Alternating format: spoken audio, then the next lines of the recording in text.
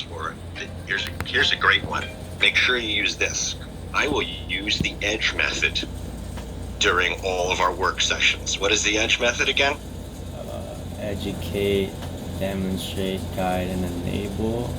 Explain is the first D, but you almost had it. Yeah.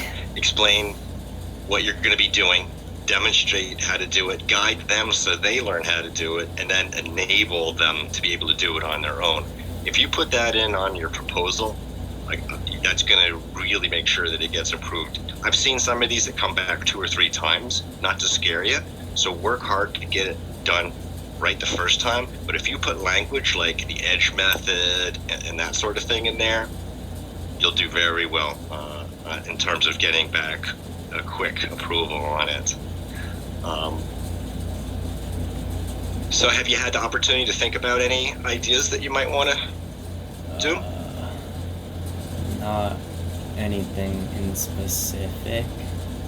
You can Google it. I don't know if this came up, but if you can Google Eagle Scout projects, and you'll see a lot of other ideas that other scouts have done all over the country. In the case of several of our scouts, I think I mentioned this, they picked where they wanted to do it, and then they went to that organization and said, what can I do? The Nature Center is a great example of that. For my son, he did the pergola at McBain Farm, and that was part of the Environmental Commission. They run that, so he went to them with a suggestion, and they came back with something different.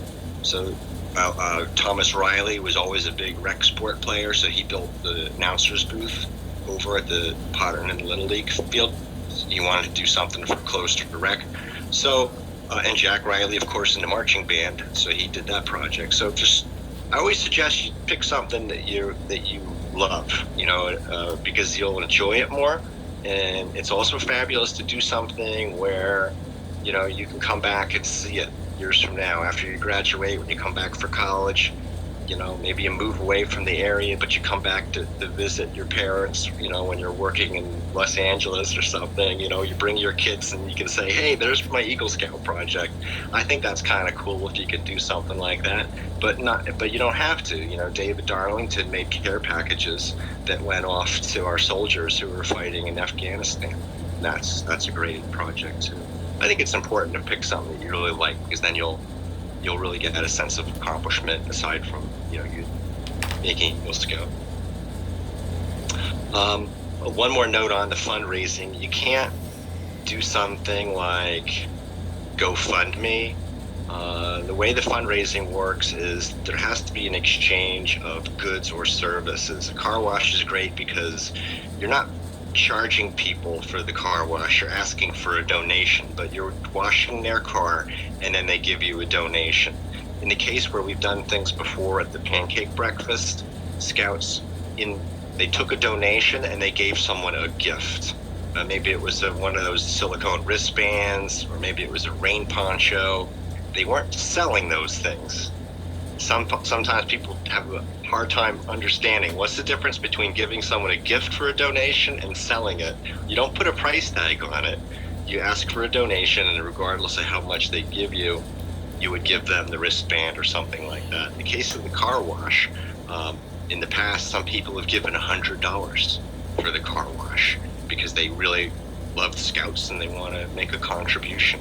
Connor got someone who donated $500. Yeah, for a car wash. That's crazy, and it was awesome. But what ended up happening, interestingly enough, then he had too much money, so then he ended up doing more. He built a patio, but he didn't have enough, so he had to fundraise more money, but in the end it came out even better. So that's how the fundraising works. There's got to be some exchange, and you don't have to do a car wash. You can Google other things as well, but I always suggest the car wash because you could make $500. It's pretty easy money, and it's a lot of fun. You're outside, something that can be easily done with social distancing as well. So do you have any questions about the Eagle project? No. Okay.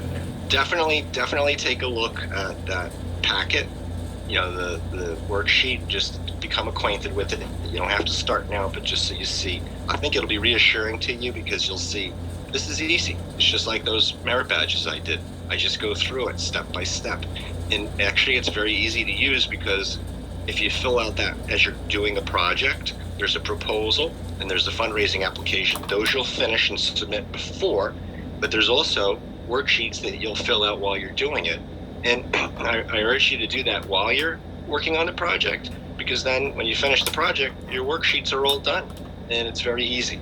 And there's a few other things that you need to do at the back end, but we'll go through all that as you get closer and you're ready to start doing it.